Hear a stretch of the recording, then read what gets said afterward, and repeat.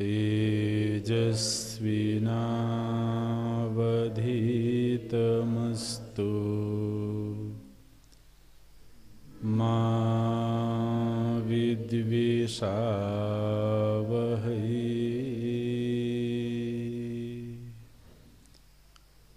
ॐ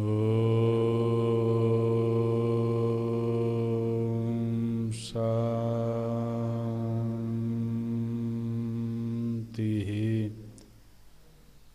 शान्तिः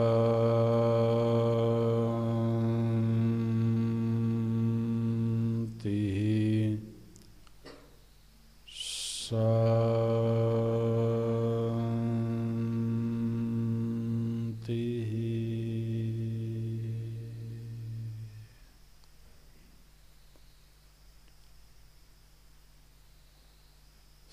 सदाशिवसमारम्भाम्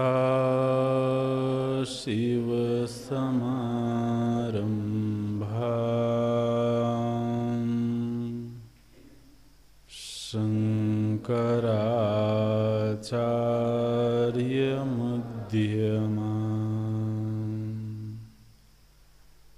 अस्मदाचार्यपर्यन्ताम् वन्दे गुरुपरम्पराम्।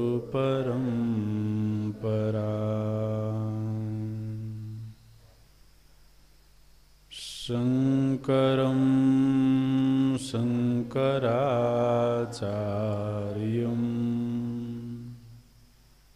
केशवं बादरायणम्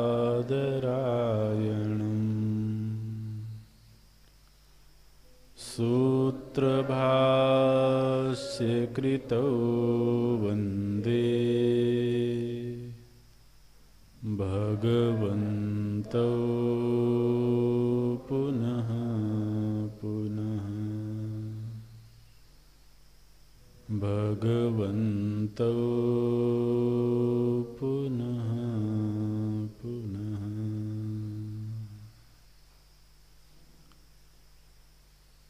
अखण्डं सच्चिदानन्दम्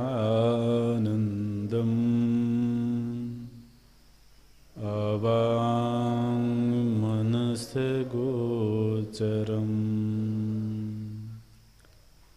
आत्मानम् अखिलाधारम्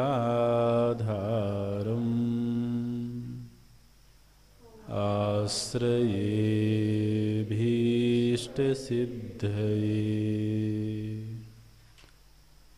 अर्थतोऽप्यद्वयानन्दान् अतीतद्वैतभानतः गुरूणाराध्यवेदान्त सारं वक्ष्ये यथामति। सारं वक्ष्ये यथामति।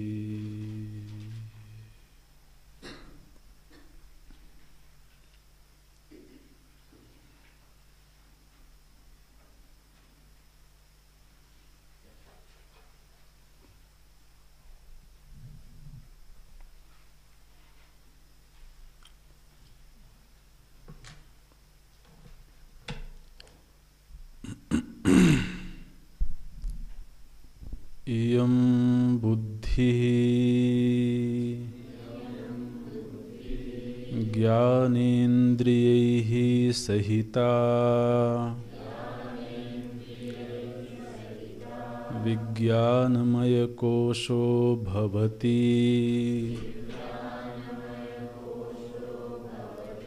अयं कर्तृत्व भोक्तृत्व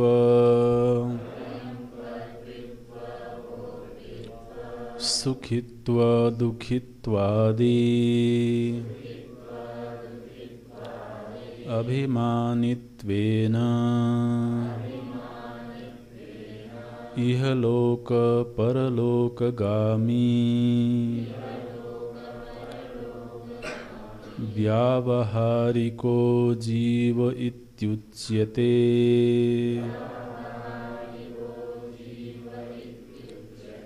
मनस्तु ज्ञानेन्द्रियैः सहितं सन्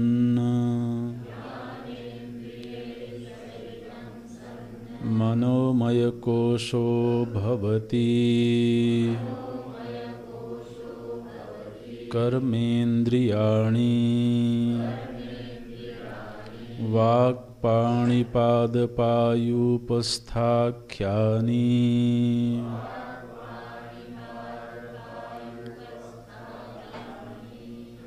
एतानि पुनः आकाशादीनां रजोंषेभ्यो व्यस्तेभ्यः पृथक् पृथक् क्रमेण उत्पद्यन्ते।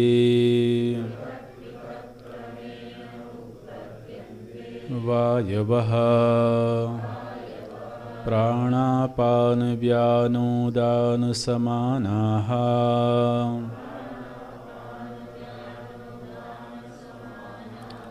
प्राणो नाम प्राग्गमनवान् नासाग्रस्थानवर्ती अपानो नाम अवाग्गमनवान् पायवादिस्थानवर्ती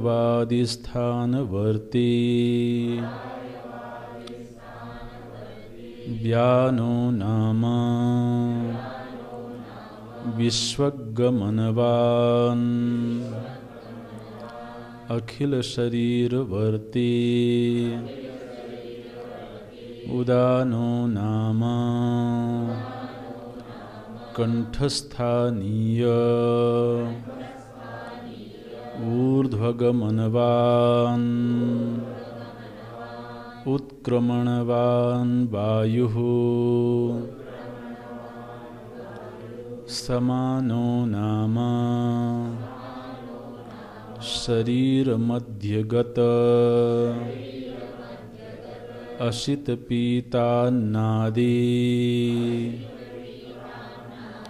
समीकरणकरः केचित्तु नागकूर्मकृकल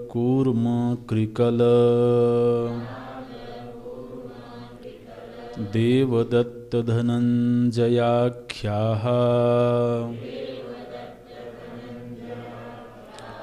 पञ्चान्ये वायवः सन्ति इति वदन्ति। तत्र नाग उद्गीर्णकरः कूर्म उन्मीलनकरः कृकलक्षुत्करः देवदत्तो जृम्भणकरः धनञ्जयः पोषणकरः एतेषां प्राणादिषु अन्तर्भावात् प्राणादयः पंच एव इति केचित् प्राणादयः पंच एव इति केचित्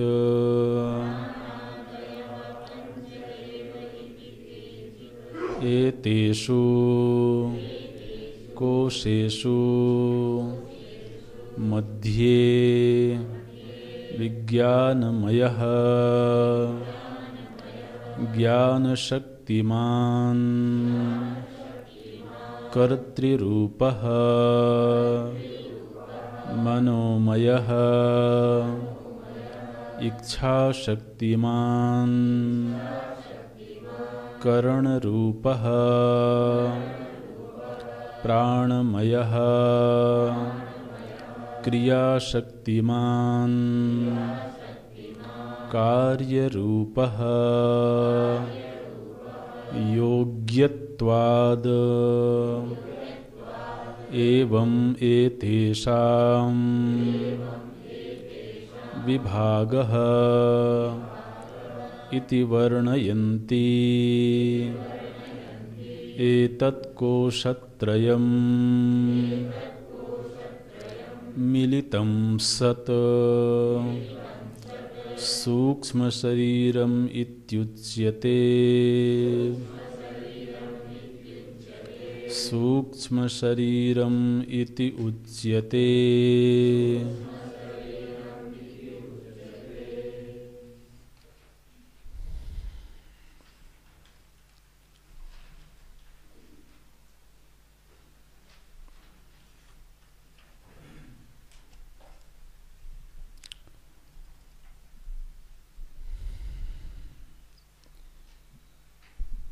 ज्ञानेंद्रियों की उत्पत्ति सूक्ष्म महाभूतों के सात्विक अंश से हुई है। ऐसा इसलिए कहा गया क्योंकि ज्ञानेंद्रियों में प्रकाशमानता दिखती है, उनमें सूक्ष्मता दिखती है, इसलिए उनका जो भी कारण होगा उसे सूक्ष्म होना चाहिए। ज्ञानात्मक होने के कारण सात्विक अंश से उत्पन्न हैं, ऐसा निश्चय होता है।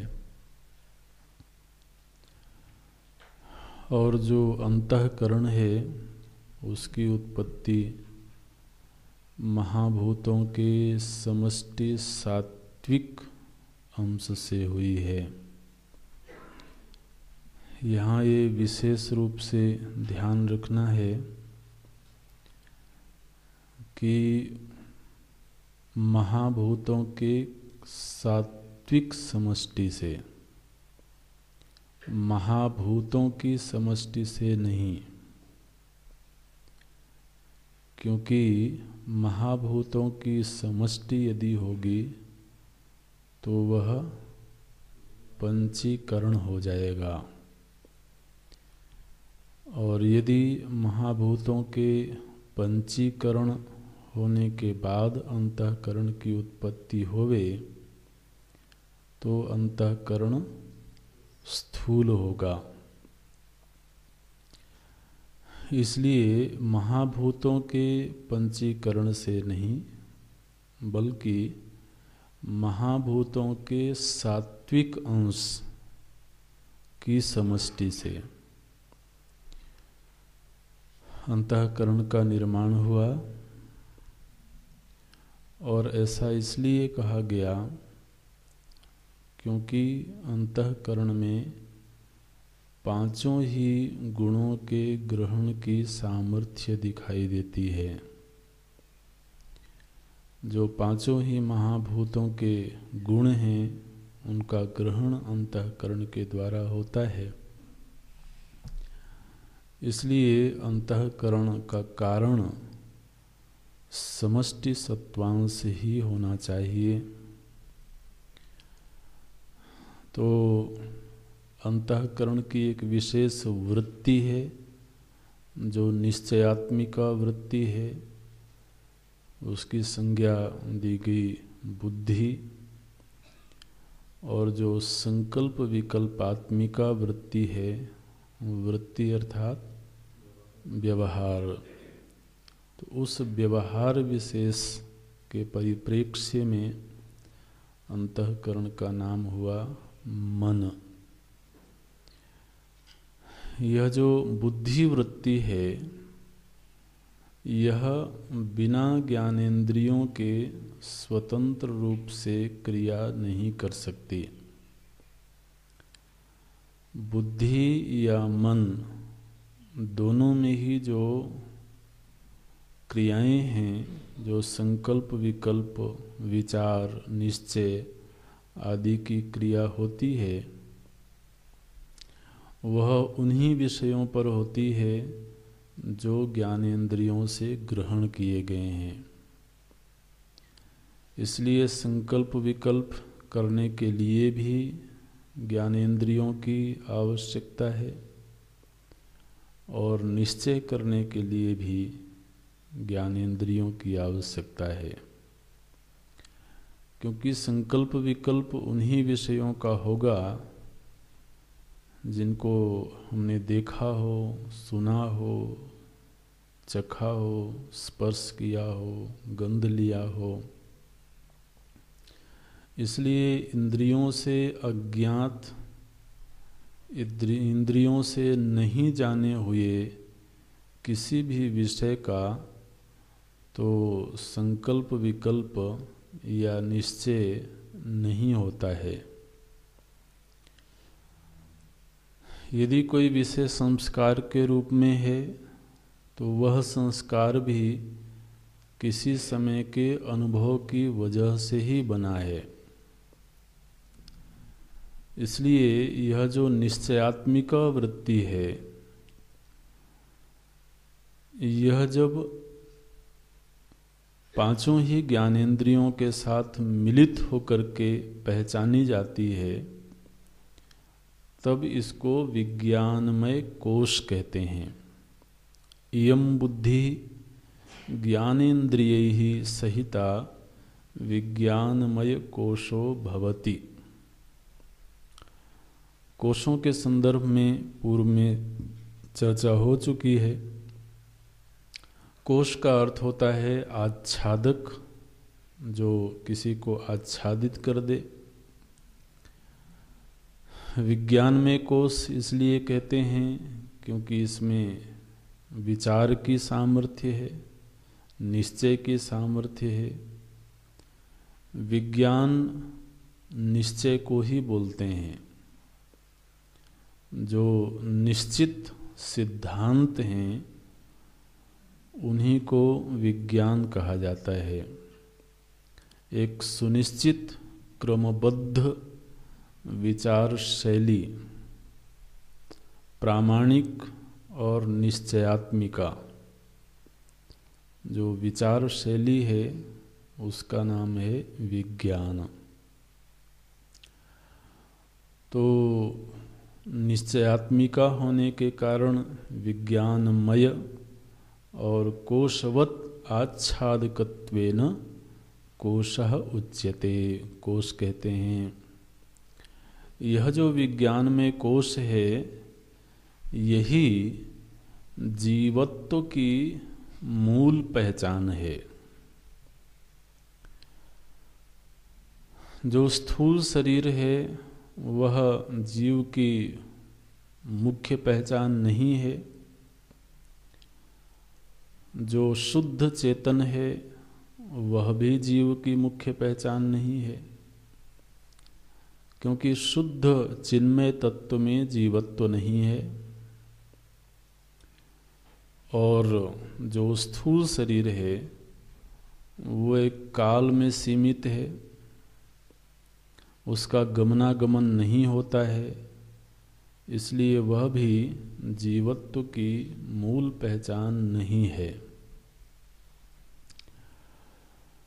बोलते हैं इहलोक परलोकगामी व्यावहारिको जीवः इति उच्यते। जो जीव है, जो व्यावहारिक जीव है, अर्थात जीव का जो व्यवहार है, वो व्यवहार कैसे पहचाना जाता है? बोले गमनागमन करने से जीव की पहचान होती है। देखिए, जीवत्व की पहचान का यहाँ पर पैमाना बताया गया, मापदंड बताया गया। जीव वो है जो गमनागमन करता है। तो यह गमनागमन कहाँ होता है? बोले इहलोक परलोक गामी। इस लोक में और परलोक में जो आता है जाता है उसको जीव कहते हैं। देखिए, जो लोक शब्द है, लोक का अर्थ होता है अनुभव स्थान। लोक्यते अनुभूयते इति। लोक का अर्थ हमेशा कोई भुवन ऐसा करना जरूरी नहीं है। लोक शब्द का हिंदी में अर्थ है अनुभव स्थान। जिस किसी भी स्थान पर रह कर के हम अपने होने का, अपने आसपास के जगत का अनुभव करते हैं, उस अनुभव स्थान को लोक कहते हैं। तो मुख्य रूप से तो हमारा शरीर ही लोक है, क्योंकि हमारा जितना भी अनुभव है, जितना भी व्यवहार है, वो सब इस शरीर में रह कर के ही होता है। शरीर के बिना जीव किसी का अनुभव नहीं कर पाता है, ना तो स्वयं के होने का और ना ही अपने आसपास की ईदनता का। तो लोक शब्द का मुख्य अर्थ है शरीर। फिर वह शरीर जिस स्थान पर होता है उस स्थान को भी लोक कह देते हैं। तो अभी धरती में है तो इसको मृत्यु लोक कहते हैं। तो जहाँ कहीं भी है अनुभव स्थान को लोक बोलते हैं। ये मुख्य अर्थ समझ के रखना है। तो अब कितने स्थान परिवर्तन करता है जीव? इस धरती में भी अनेक जगहों पर रहता है, तो सब लोक हैं। तो एक स्थान से दूसरे स्थान, दूसरे से तीसरे स्थान, इस तरह से गमनागमन करता रहता है। तो यह जो गमनागमन की क्रिया है, इसी से जीव के होने की पहचान होती है। इहलोक परलोक गामी व्यावहारिको जीवः इति उच्यते। अब प्रश्न ये आया कि यह जीव ऐसा क्यों करता है? वो एक ही जगह क्यों नहीं रहता? वो इस लोक में, फिर दूसरे लोक में, फिर तीसरे लोक में। और जब शास्त्रों का अध्ययन करते हैं तो कुछ ऐसे लोक भी सुनने को मिलते हैं जहाँ महाराज बहुत पिटाई होती है।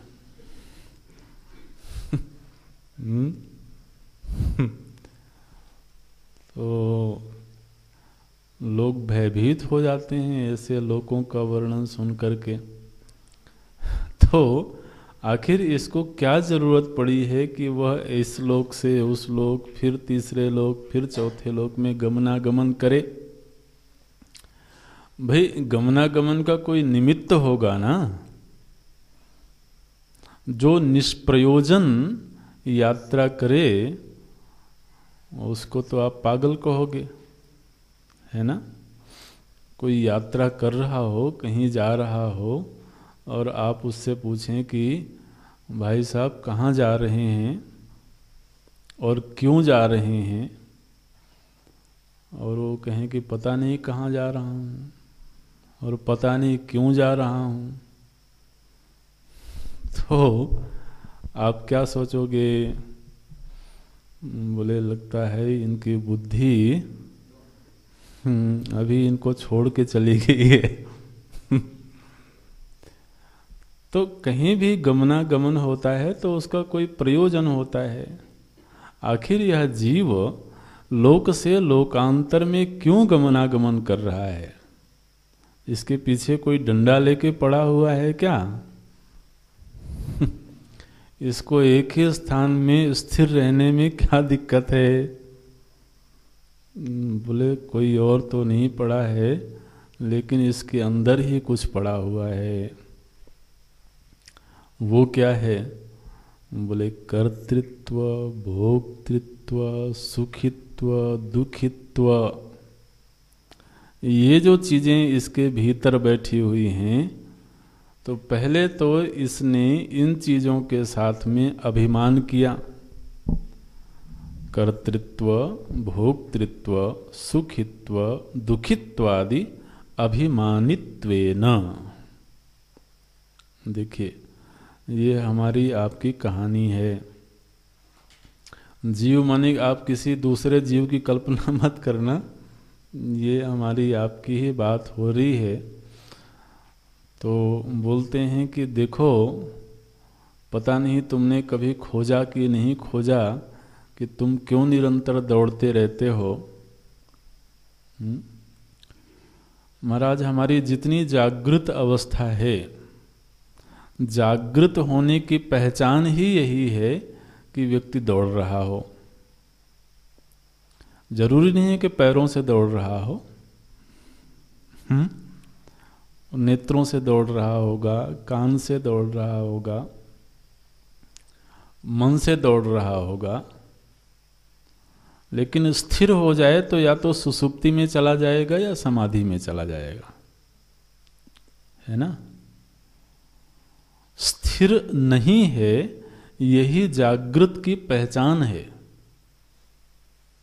बोले देखो अभी हिल डुल रहे हैं तो अभी जगे हुए हैं अभी कुछ कुछ तो हरकत कर रहे हैं तो अभी जगे हैं, अभी बात हो सकती है।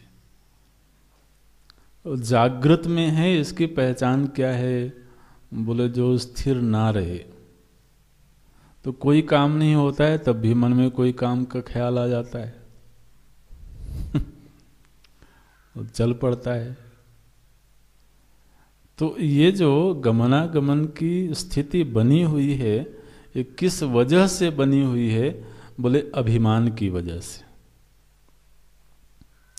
अभिमान माने अपनी पहचान, है ना, हमारे पहचान का आधार। अभिमान माने आप ईगो आदि नहीं करना, तो हमारे शास्त्रों में हर शब्द की अपनी एक परिभाषा होती है। तो अभिमान का अर्थ है अपनी पहचान का आधार। जैसे जब हम कहते हैं देहाभिमान, तो देहाभिमान का मतलब क्या है? जब हम अपनी पहचान का आधार देह को बनाते हैं, तो क्या कहते हैं? मैं पुरुष हूं। अब ये पुरुषत्व एक पहचान है। इस पहचान का आधार क्या है? देह। देह को हटा करके पुरुषत्व की पहचान सिद्ध की जा सकती है क्या? पुरुषत्व, स्त्रीत्व, फिर मनुष्यत्व, ये जो पहचान है, इन पहचानों का आधार यह शरीर है। तो जब शरीर को आधार बना करके हम अपनी पहचान बताते हैं, अपनी आइडेंटिटी तय करते हैं, तब इस पहचान को बोलते हैं अभिमान। तो देहाभिमान, इंद्रियाभिमान, माने मैं श्रोता हूं, यह श्रोतापने की जो पहचान है, यह बिना कर्ण इंद्रिय के नहीं हो सकती है। बिना कर्ण इंद्रिय के कोई ये कह सकता है कि मैं श्रोता हूं? बिना नेत्र इंद्रिय के कोई ये कह सकता है कि मैं दृष्टा हूं? नहीं। तो अपनी जितनी भी पहचाने हैं, जितनी भी आइडेंटिटीज हैं, वो सब किसी न किसी का आधार लेकर के हैं। धन का आधार लेकर के धनी होने की पहचान है, दरिद्रता का आधार लेकर के दरिद्र होने की पहचान है, विद्या का आधार लेकर के विद्वान होने की पहचान है, बल का आधार लेकर के बलवान होने की पहचान है। आप परीक्षण करके देख लें तो हमारी जितनी भी पहचानें हैं, एक प्रदेश का आधार लेकर के प्रदेशवासी होने की पहचान है, देश का आधार लेकर के भारतीय होने की पहचान है। तो जितनी भी आइडेंटिटीज हैं, इन सब का कोई ना कोई आधार है। उस आधार से अपने आप को जोड़ लेना, इसको बोलते हैं अभिमान। देश से अभिमान किया तो भारतीय कहलाया। एक वर्ण विशेष से अभिमान किया तो ब्राह्मण कहलाया, क्षत्रिय कहलाया। तो इस तरह से ये पहचान के जो मूल आधार है वो अभिमान है, तादात्म्य है। एक शब्द और दे देते हैं, तादात्म्य। तदेव आत्मा इति मन्यते। आत्मा मने अपना होना। अपना होना जिस माध्यम से सिद्ध होता हो, शरीर के माध्यम से जब अपना होना सिद्ध होता है, तब कहते हैं शरीर से मेरा तादात्म्य है। किसी परिवार से जब अपना होना सिद्ध होता है, तब कहेंगे मेरा उस परिवार से तादात्म्य है। तो अब यहाँ पर यह जो जीव है, यह गमनागमन कर रहा है, किस वजह से कर रहा है? बोले तादात्म्य की वजह से। ध्यान रखें, आत्मा में गमनागमन नहीं है। आत्मा तो एक अखंड सत्ता है, उसका कहीं गमनागमन नहीं होता है। तो ये जो गमनागमन है, ये जीव का है। लेकिन जीव में ये क्यों है? बोले अभिमानित्वेन, तादात्म्य की वजह से। किससे तादात्म्य है? बोले विज्ञानमय कोश से। तो विज्ञानमय कोश से जो तादात्म्य है, जो अभिमान है, वही अभिमान जीव के गमनागमन का हेतु है। इसलिए हमने कहा था पूर्व की कक्षा में कि बड़े महत्व की पंक्ति है। तो मने अगर जीव इस विज्ञान में कोश से अपना तादात्म्य खत्म कर दे, तो इसकी यात्रा रुक जाएगी। यह विज्ञान में कोश कैसा है? बोले इसमें तो 4 तरह की वृत्तियां हैं। कर्तृत्व, भोक्तृत्व, सुखित्व, दुखित्वादि। आदि पद से और भी वृत्तियां ली जा सकती हैं। तो बोले इसमें पहली बात तो यह है कि इसके अंदर भोक्तृत्व है। ये भोक्तृत्व क्या चीज है?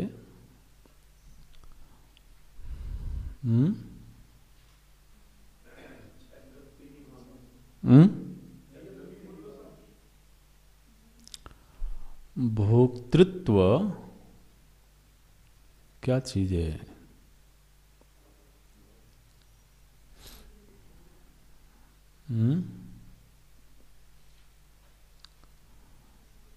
देखिए, भोक्तृत्व जो है ना, बड़ी सूक्ष्म वस्तु है।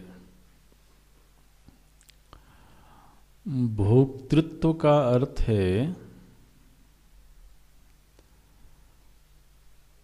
नवीन ज्ञान प्राप्त करने की वृत्ति,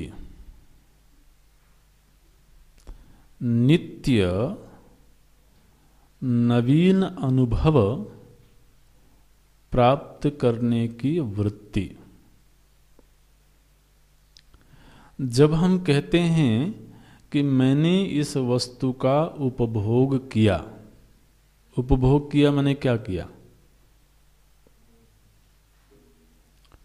उपभोग किया मैंने उसका अनुभव किया, है ना? जैसे हमने कि कोई वस्तु, कोई खाद्य पदार्थ का उपभोग किया, तो एक वस्तु है जिसको हमने जिह्वा इंद्रिय के माध्यम से जाना, है ना। जब हम कहते हैं कि हमने यह मिठाई खाई, अब खाना है तो मिठाई ही खाएं, तो हमने यह मिठाई खाई, मैंने क्या किया, बोले उस वस्तु के रस का ज्ञान प्राप्त किया। ठीक है, एक वस्तु है जिसको रसना इंद्रिय के माध्यम से हमने जाना। असल में जानने का नाम ही भोग है। ये बड़ी सूक्ष्म बातें हैं, तो आप ध्यान देंगे तो समझ में आएगा। गंध को जाना तो गंध का भोग हुआ। स्पर्श को जाना, स्पर्श का भोग गया। रस को जाना, रूप को जाना। तो असल में ये ज्ञातृत्व ही भोक्तृत्व है। एक दृश्य को हमने देखा, देखा माने क्या, दृश्य को जाना, दृश्य का ज्ञान हुआ हमको। अब देखिए, जिस दृश्य का हमको ज्ञान हुआ, वह दृश्य यदि हमारे लिए अनुकूल था, जिस दृश्य का ज्ञान हुआ वह दृश्य यदि हमारे लिए अनुकूल था, तो उससे हमको सुख मिला, है ना। और ऐसा दृश्य जिसने हमारे अंदर प्रतिकूल संवेदना को पैदा की, वह दृश्य दुखद था। तो आप यह समीकरण सभी पांचों ही इंद्रियों में लगा लीजिए। जो रस हमारे लिए अनुकूल था उसने सुख दिया, जो प्रतिकूल था उसने दुख दिया। तो ये अनुकूल वेदना को ही सुख बोलते हैं, प्रतिकूल वेदना को, वेदना माने संवेदना। अब क्या करें, हिंदी में ऐसे ऐसे अर्थ प्रचलित हो गए हैं कि हर शब्द का ही अर्थ बताना पड़ता है। और वेदना बोलेंगे तो आप कहोगे कि कोई दर्द की बात हो रही है।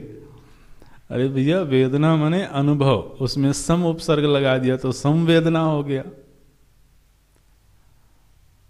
तो यह जितनी इन ज्ञान इंद्रियों के माध्यम से हमें तत्तद विषय का ज्ञान हो रहा है, और वह ज्ञान अनुकूल होकर के सुखद वृत्ति को जन्म देता है, प्रतिकूल होने के कारण दुखद वृत्ति को जन्म देता है, तो यह सुख दुख आदि वृत्तियों का जन्म होना ही भोग है ना। बोले अभी बड़ा कष्ट भोग रहे हैं, अभी बड़े आनंद का उपभोग कर रहे हैं। तो ये कष्ट और आनंद ये तो फल रूप हैं, फल वृत्तियां हैं। इनका जन्म कहां से हुआ? ज्ञान के आधार पर हुआ। अच्छे दृश्य का ज्ञान हुआ तो सुख जन्म हुआ, बुरे दृश्य का ज्ञान हुआ तो दुख का जन्म हुआ। लेकिन मूल रूप में ये ज्ञान है, इंद्रियों से प्राप्त होने वाला ज्ञान। इंद्रियों से प्राप्त होने वाले ज्ञान को ही ज्ञातृत्व बोलते हैं, और यह ज्ञातृत्व ही असल में भोक्तृत्व है। अच्छा, किसी ऐसी वस्तु का आपने उपभोग किया जिसको जाना नहीं,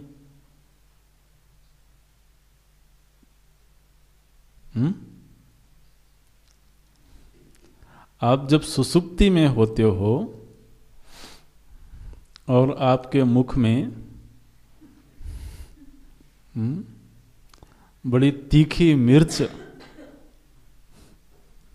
बड़ी तीखी मिर्च रख दी जाए तो क्या आप उसका भोग करते हो?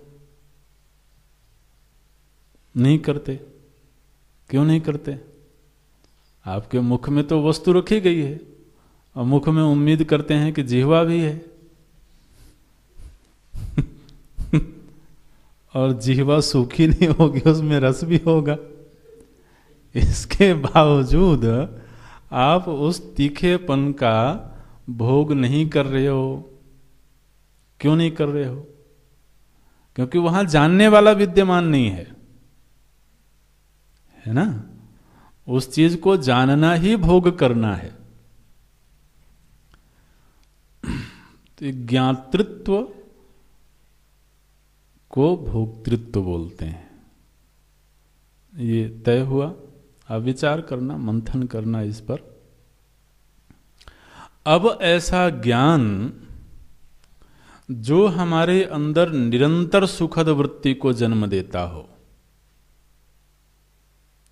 ऐसा ज्ञान जो हमारे अंदर निरंतर सुख वृत्ति को जन्म देता हो, उस ज्ञान को पुनः पुनः पुनः पुनः प्राप्त करने के लिए अंदर इच्छा का जन्म होता है।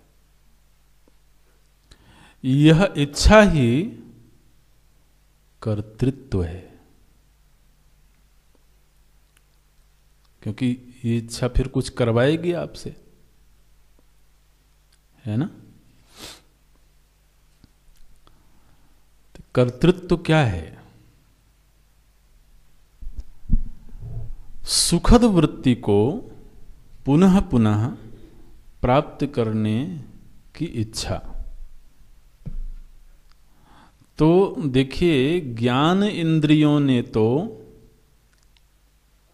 ज्ञान को पैदा किया, उस ज्ञान से भोग हुआ और उस भोग ने पुनः पुनः उसको पाने की इच्छा पैदा की और उस इच्छा ने कर्म इंद्रियों को प्रेरित किया कि आप अब कर्म करो, आप प्रवृत्ति करो। तो कर्म इंद्रियां प्रवृत्त हो गईं। तो ज्ञान इंद्रियों की प्रवृत्ति हुई, कर्म इंद्रियों की प्रवृत्ति हुई और इन दोनों के पीछे अंतःकरण है। तो अब जब प्रवृत्ति होगी तो प्रवृत्ति के लिए व्यक्ति को लोक लोकांतर में जाना होगा। तो कर्म करने के लिए और कर्म से उत्पन्न हुए फल का अनुभव करने के लिए जीव को निरंतर एक स्थान से दूसरे स्थान में जाना होता है। यही पहचान है ना हमारी आपकी, यही मूल पहचान है। आप परीक्षण करके देखना। अंदर भोक्तृत्व है, उसने कर्तृत्व को जन्म दिया, कर्तृत्व ने इंद्रियों को प्रेरित किया और इंद्रियां क्रियाशील हो गईं। अंदर जो भोक्तृत्व था उसने ज्ञानेंद्रियों को प्रेरित किया कि बार बार वह अनुभव प्राप्त करो, तो ज्ञानेंद्रियां प्रेरित हो गईं। तो कर्ण इंद्रिय को प्रेरणा दी कि तुम वही ध्वनि सुनो, वही शब्द सुनो जो अनुकूल संवेदना पैदा करता है। नेत्र को प्रेरित किया, तुम वही दृश्य देखो जो अनुकूल संवेदना पैदा करता है। तो ये जो भोक्तृत्व है, कर्तृत्व है, ज्ञातृत्व है, ये सब के सब जो वृत्तियां हैं ये विज्ञानमय कोश में हैं।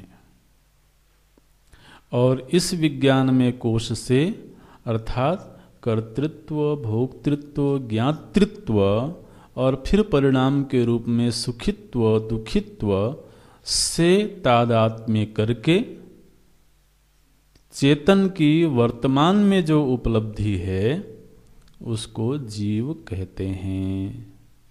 और इसी वृत्ति की पूर्ति के लिए वह इस इहलोक परलोक में गमनागमन करता है। ये हमारी आपकी पहचान है। महाराज सारी दुनिया दौड़ रही है सिर्फ इसी के लिए।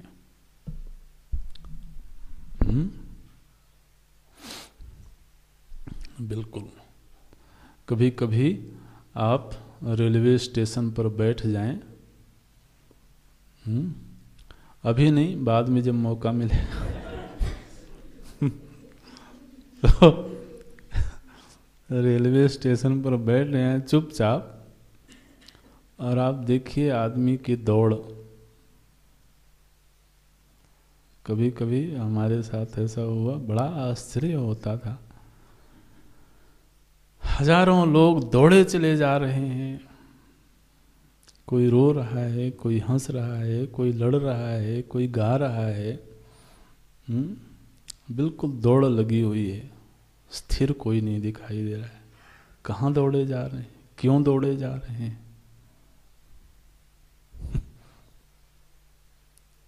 क्या है जो दौड़ाए जा रही है?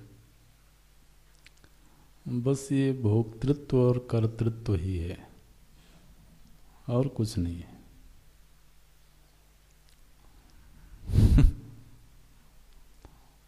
जहां जहां से भी अनुकूल संवेदना मिल सके वहां वहां तक व्यक्ति दौड़ेगा। पता नहीं आदमी का क्या स्वभाव है, वो एवरेस्ट की चोटी पर चढ़ेगा। क्यों चढ़ेगा? बोले अगले दिन उतर जाएंगे। अरे भाई, तो उतरना ही था तो चढ़े क्यों थे? बोले एक संवेदना प्राप्त करने के लिए। जब उतरेंगे तो लोग माला पहनाएंगे, तो फिर हमारा नाम होगा अखबार में, तो एक अनुकूल संवेदना का जन्म होगा। यही है ना। बोले हम 7 समुंदर की यात्रा करेंगे, पूरे विश्व का भ्रमण करेंगे। अरे भाई चुपचाप बैठो अपने घर में, क्यों इतनी दौड़ लगे हुए? बोले नहीं, एक संवेदना प्राप्त करना है। ये है कर्तृत्व, भोक्तृत्व, सुखित्व, दुखित्व आदि अभिमानित्वेन इहलोक परलोकगामी व्यावहारिको जीवः इति उच्यते। यदि किसी को इस व्यवहार से, इस लोक परलोक के गमनागमन से निवृत्त होना है, छूट जाना है, तो उसका भी उपाय यही है कि वह इस कर्तृत्व भोक्तृत्व के अभिमान से बाहर निकल आवे। अच्छा, मनस्तु ज्ञानेन्द्रिय ही सहितम सन्न मनोमय कोशो भवति। यह जो मन है, यह मन अर्थात संकल्प विकल्पात्मिका अंतःकरण वृत्ति, यह जब ज्ञानेन्द्रियों से जुड़ती है तो इसको मनोमय कोश बोलते हैं। तो ये तो ज्ञानेन्द्रियों और अंतःकरण की बात यहाँ पूरी कर देते हैं। अब सूक्ष्म शरीर का एक दूसरा हिस्सा है कर्म इंद्रिय। कर्मेन्द्रियाणि, कर्मेन्द्रियाणि कति विधानि सन्ति? बोले 5 विधानि, वाक् पाणि पाद पायु पस्थाख्यानि। तो ये 5 कर्म इंद्रियां हैं। आप ध्यान रखें, जो ज्ञान इंद्रियां हैं उनमें केवल ज्ञान की सामर्थ्य है। ज्ञान इंद्रियों में कर्म की सामर्थ्य नहीं है। जैसे नेत्र से हमने किसी दृश्य को देखा तो नेत्र केवल उस दृश्य का ज्ञान प्राप्त कर सकता है, नेत्र उसमें कुछ बदलाव नहीं कर सकता। नेत्र ने कोई दृश्य देखा और वो सोचे कि यह दृश्य ठीक नहीं है, इसको बदल देना चाहिए, तो नेत्र अपने आप कुछ नहीं करेगा, उसको फिर कर्म इंद्रिय का सहारा लेना होगा, है ना। तो ज्ञान इंद्रिय कहते ही इसलिए हैं क्योंकि इसमें केवल ज्ञान की सामर्थ्य है, और जो कर्म इंद्रिय है महाराज, उसमें ज्ञान की सामर्थ्य नहीं है। हाथों को नहीं मालूम है कि क्या उठाना है क्या नहीं उठाना है, पैरों को नहीं मालूम है कि कहाँ जाना है। तो ये जो कर्म इंद्रिय हैं ये केवल कर्म की सामर्थ्य रखती हैं, इनमें ज्ञान नहीं है। जो ज्ञान इंद्रिय हैं वो केवल ज्ञान की सामर्थ्य रखती हैं, इनमें कर्म नहीं है। तो ये अंधे और लंगड़े की कहानी चल रही है। ये तो कहानी सुनी होगी ना, ये तो हमारे भीतर ही चल रही है महाराज। नेत्र देख सकते हैं, पैर चल सकते हैं। आप देख रहे हो ना, पैर देख नहीं सकते, नेत्र चल नहीं सकते। तो पैर ने नेत्रों को अपने ऊपर बिठाया हुआ है ना। तो ये जो हमारी आपकी जो हेडलाइट है ये जो चेहरा है ये क्या है? अधिकतम ज्ञानेंद्रियों को इसमें रखा हुआ है प्रभु जी ने। बिल्कुल ये दो आंखें हैं, ऐसे देखती हैं सीधे। और बड़ी मजे की बात है कि हमारे शरीर में जो सबसे कोमल अंग है जिह्वा, उसमें महाराज प्रभु जी ने 3 इंद्रियों को रखा हुआ है।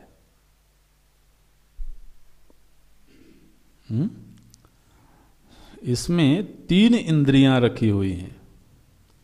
एक तो इसमें रसना इंद्रिय है जो ज्ञान इंद्रिय है, फिर इसमें वाक इंद्रिय है ना, जो कर्म इंद्रिय है, और तीसरी है स्पर्श इंद्रिय। स्पर्श समूचे शरीर में व्याप्त है, लेकिन जिह्वा में भी है।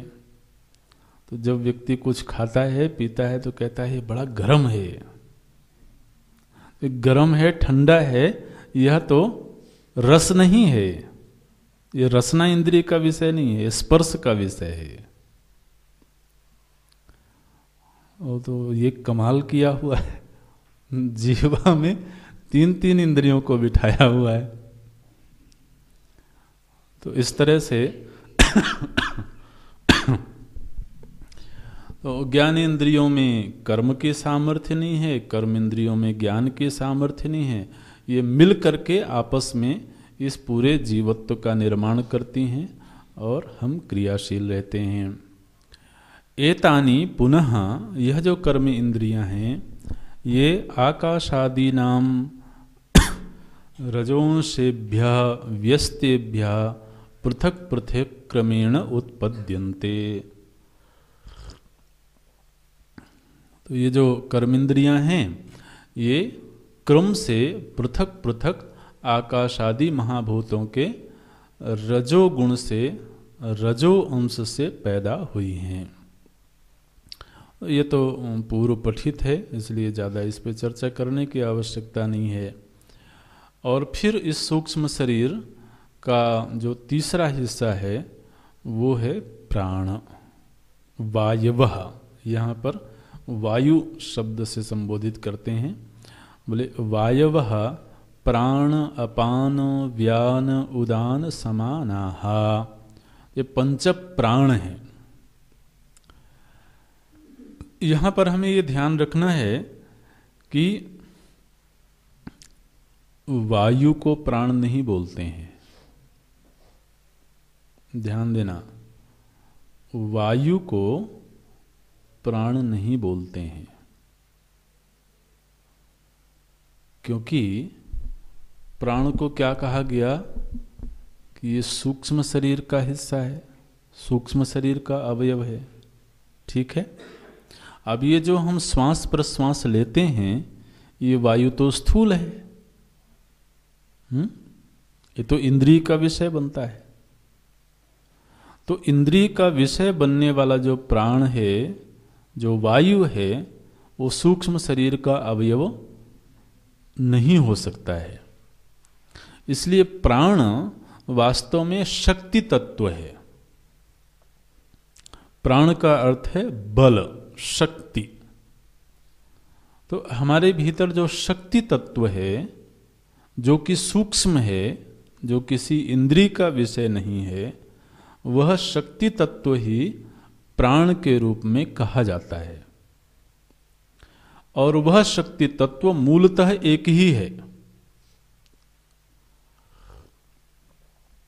लेकिन वो 5 तरीके से शरीर में व्यवहार करता है, इसलिए उसको 5 विभाग में विभाजित कर दिया गया। लेकिन मूलतः तो वो शक्ति तत्व है और वो एक है। तो देखिए, बोलते हैं वायवः प्राण अपान व्यान उदान समानाः। तो 5 तरह के प्राण की वृत्तियां हैं, 5 तरह के व्यवहार हैं। कौन कौन से व्यवहार हैं? बोले प्राणो नाम,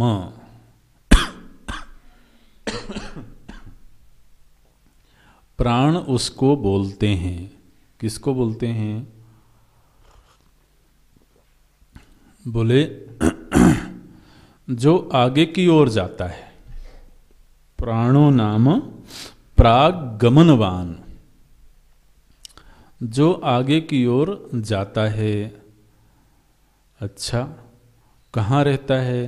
बोले नासाग्र स्थानवर्ती, बिल्कुल नाक के आगे रहता है। नासाग्रवर्ती, नासाग्र स्थानवर्ती, अर्थात एक शक्ति जो हमारे अंदर श्वास प्रश्वास का संचालन करती है। ध्यान देना, श्वास प्रश्वास को प्राण नहीं कह रहे हैं, बल्कि श्वास प्रश्वास का संचालन करने वाली जो शक्ति है, वह शक्ति तत्व प्राण कहलाती है। तो जब श्वास प्रश्वास का संचालन होता है तो उससे शरीर को ऊर्जा मिलती है। बिल्कुल। तो मनुष्य को जो या किसी भी प्राणी को जो भूख प्यास लगती है, ये भूख प्यास असल में प्राण का धर्म है। भूख प्यास शरीर का धर्म नहीं है। हम कहते हैं कि देखो अभी पेट में भूख लगी हुई है। पेट तो वो स्थान है जहाँ पर भोजन रखा जाता है और वहाँ रह करके फिर वो अलग अलग रूपों में परिवर्तित होता है। लेकिन ये भूख प्यास महाराज, ये तो मुख्य रूप से प्राण का धर्म है। प्राण माने शक्ति। तो शरीर में जब शक्ति का ह्रास होता है तो भूख लगती है। भूख कब लगती है? जब शरीर में शक्ति का ह्रास हो जाता है, शक्ति कम हो जाती है। तो जो शक्ति कम हुई वह फिर मस्तिष्क को संकेत भेजती है कि अब हमें अतिरिक्त शक्ति चाहिए। ये भोजन आदि तो शक्ति का संवर्धन करने के माध्यम है, साधन है। और शक्ति माने प्राण। तो इसलिए भोजन जो है ना, वो पेट की जरूरत नहीं है, प्राण की जरूरत है। लेकिन आदमी कहता है पापी पेट का सवाल है। अब भैया पेट को काहे पापी बना रहे हो?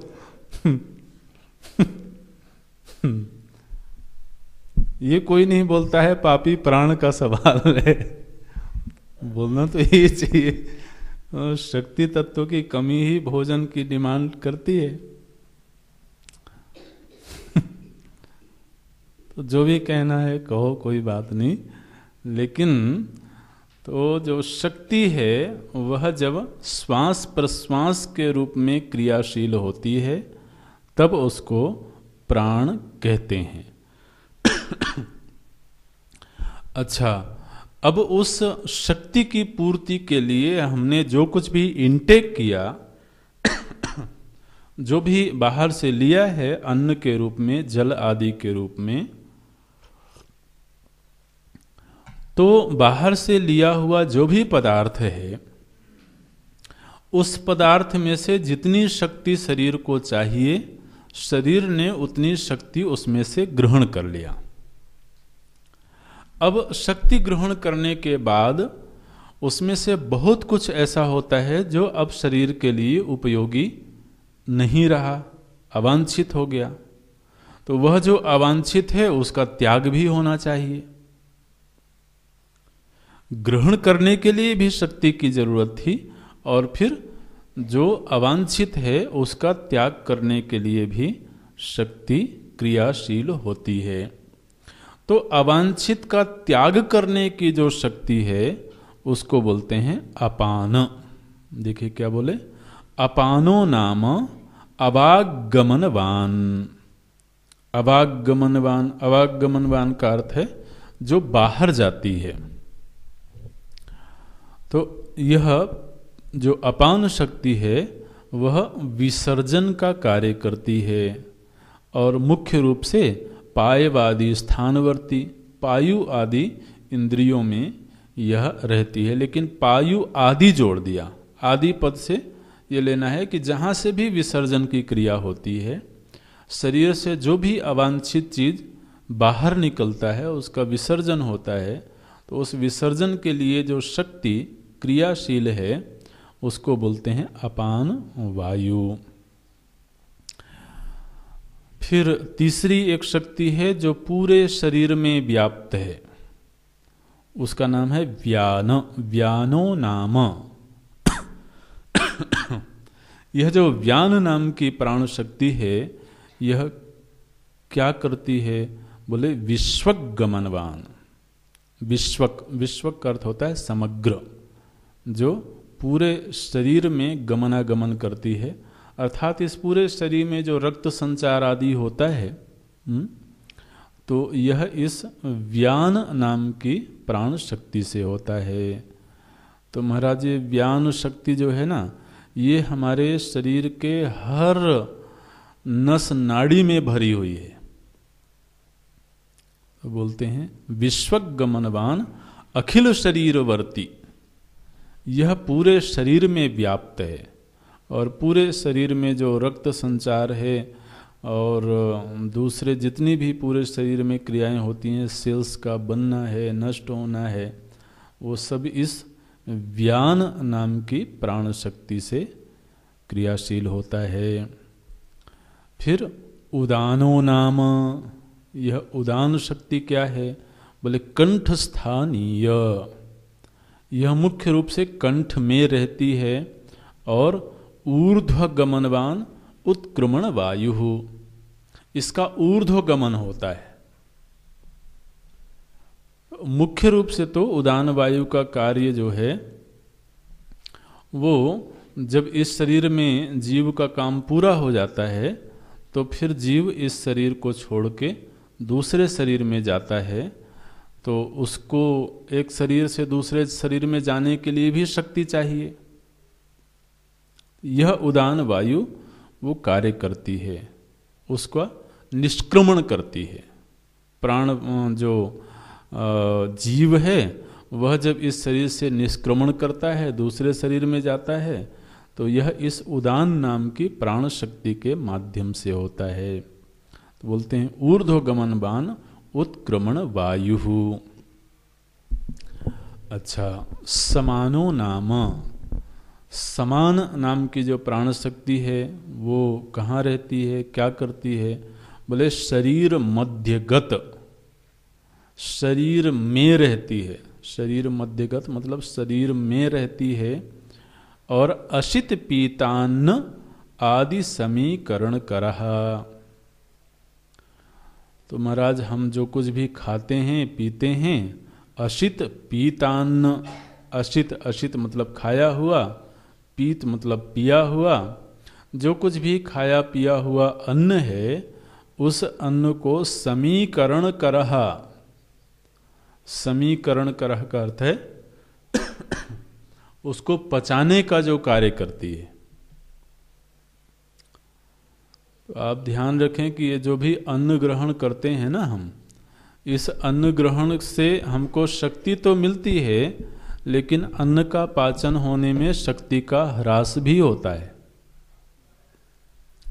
केवल शक्ति मिलती ही नहीं है, बल्कि अन्न को शक्ति के रूप में अन्न को रक्त के रूप में, अन्न को मांस मज्जा आदि के रूप में परिवर्तित करने के लिए भी बहुत शक्ति लगती है महाराज। इसलिए भोजन करने के बाद आदमी को विश्राम की जरूरत पड़ती है। क्यों विश्राम की जरूरत पड़ती है? क्योंकि जो शरीर की शक्ति है वो सारी की सारी शक्ति लग गई उसको पचाने में। तो उस समय वो और कोई कार्य कर नहीं सकता। इसलिए आप ये ध्यान में रखना कि बहुत ज्यादा खाने से शक्ति मिलेगी ऐसा जरूरी नहीं है। वो उतनी ही शक्ति का क्षय भी होगा। और आप समझिए कि जरूरत से ज्यादा अगर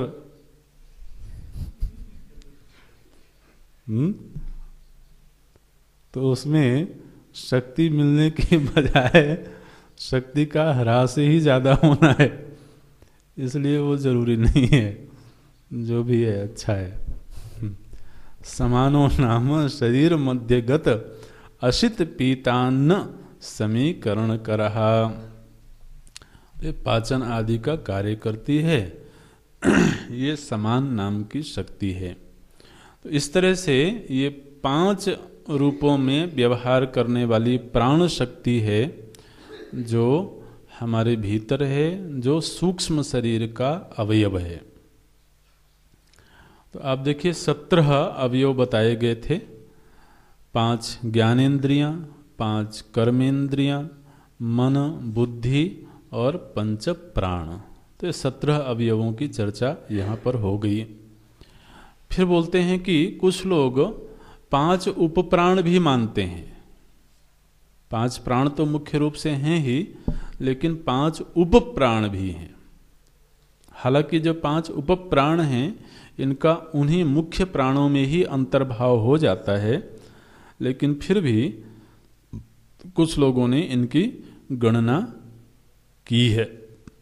केचित्तु मतलब कुछ विद्वानों ने ऐसा कहा है कि नाग, कूर्म, कृकल, देवदत्त, धनंजय आख्याः 5 अन्ये वायवः सन्ति। 5 अन्य भी वायु हैं इति वदन्ति। ऐसा कुछ लोगों ने कहा है। वो 5 प्राण कौन से हैं? तो यहाँ पर नाम बताते हैं। बोले एक का नाम है नाग, दूसरा कूर्म, तीसरा कृकल, चौथा देवदत्त और 5वां धनंजय। तो महाराज ये हमको देखो 5 प्राण और मिल गए और नाम भी बड़े सुंदर सुंदर हैं। अभी तक तो केवल 5 प्राण ही जानते थे हम, प्राण, अपान, व्यान, उदान, समान। और कुछ विद्वानों ने खोज लिया कि नहीं, तुम्हारे भीतर 5 प्राण और भी हैं। तो उनके नाम नाग, कूर्म, कृकल, देवदत्त, धनंजयाख्याः, इन नाम वाले हैं ये। तो इनका कार्य क्या है? तो वह कार्य तो अगली कक्षा में देखना पड़ेगा। अगली कक्षा माने 11:30 बजे, है ना? तो अब दूसरी कक्षा भी आज से शुरू कर देते हैं। ओम पूर्णमदः पूर्णमिदं पूर्णात् पूर्णमुदच्यते पूर्णस्य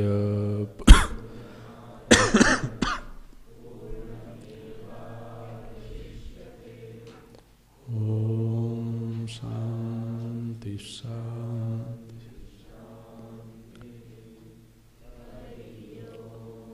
श्री गुरुभ्यो नमः।